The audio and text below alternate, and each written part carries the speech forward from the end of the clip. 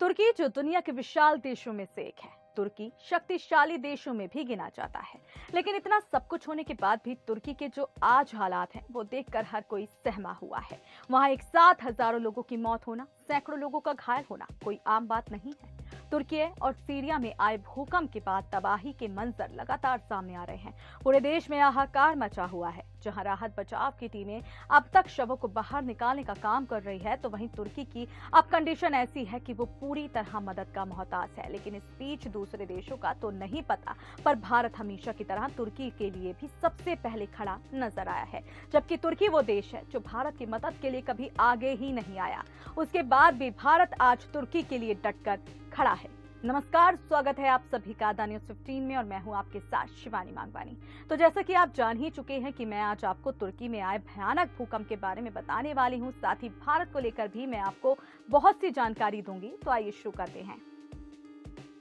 तुर्की में हाल ही में आए भूकंप ने पूरे देश की तस्वीर बदल दी है। हादसे के बाद लगातार बचाव कार्य जारी है। जानकारी के अनुसार तुर्की में 3 महीने तक इमरजेंसी घोषित कर दी है। कहा जा रहा है कि पिछले दिनों में वहां अब तक 550 से ज्यादा भूकंप आ चुके हैं, जिसको देखते हुए एक दूसरे देशों के साथ साथ भारत डटकर तुर्की लोगों की जान बचाने के लिए लगातार बचाव कार्य में लगे हुए हैं। लेकिन यह वही तुर्की है जिसने भारत को बदले में सिर्फ तबाही दी है। बता दें कि 1965 और 1971 के भारत पाकिस्तान युद्ध में तुर्की ने भारत नहीं बल्कि पाकिस्तान की सहायता की थी। इसके अलावा कश्मीर को लेकर तुर्की हमेशा पाकिस्तान का साथ ही देता हुआ आया है, जबकि भारत 1970 से ही कृषि, स्वास्थ्य, शिक्षा और बुनियादी ढांचे के क्षेत्र में तुर्की को ऋण, अनुदान और तकनीकी सहायता देता आया है। वहीं 90 के दशक में जब तुर्की और कुर्दों के बीच घमासान युद्ध चल रहा था, तब भी भारत ही तुर्की की मदद के लिए खड़ा हुआ था और आज भी कुछ ऐसा ही है।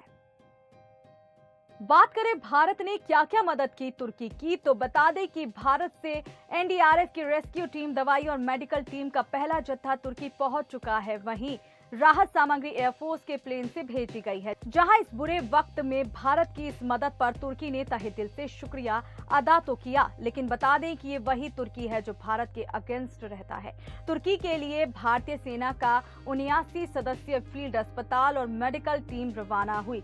सेना की मेडिकल टीम में क्रिटिकल केयर स्पेशलिस्ट, जिसमें orthopaedic surgical team, general surgical specialist के अलावा अन्य मेडिकल टीम को साथ भेजा गया है। महत्वपूर्ण चिकित्सा उपकरण जिनमें x-ray machine, ventilator, oxygen generation plant, cardiac monitor और सहित 30 बेड मेडिकल फैसिलिटी तैयार करने की सामग्री शामिल है। तो देखा आपने, भारत तो तुर्की का दोस्त था भी नहीं, फिर भी भारत तुर्की के लिए सहारा बना। लेकिन तुर्की का सच में जो दोस्त था उसने क्या किया, जरा ये भी जानिए।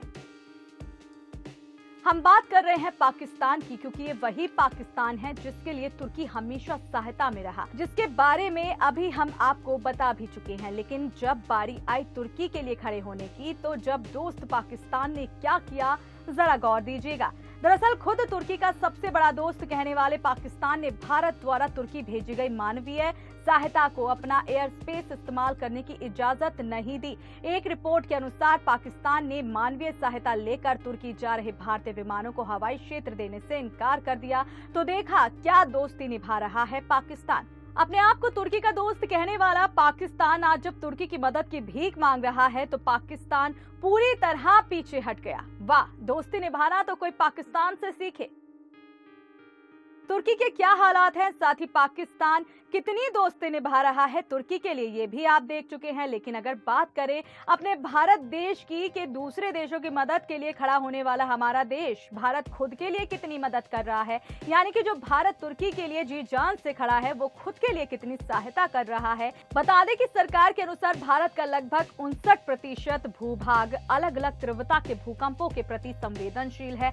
8 राज्यों और केंद्र शासित प्रदेशों के शहर और कस्बे जोन 5 में है और यहाँ सबसे ज्यादा तीव्रता वाले भूकंप का खतरा है। आपने हमारी रिपोर्ट के थ्रू अब तक बहुत कुछ जान लिया होगा। बाकी आप ऐसी ही और भी जानकारियां जानना चाहते हैं तो आप हमसे कमेंट बॉक्स के जरिए पूछ सकते हैं। साथ ही आप हमारे द्वारा बताई गई जानकारी से कितना सहमत हैं, ये भी आप हमें कमेंट बॉक्स के जरिए बता सकते हैं।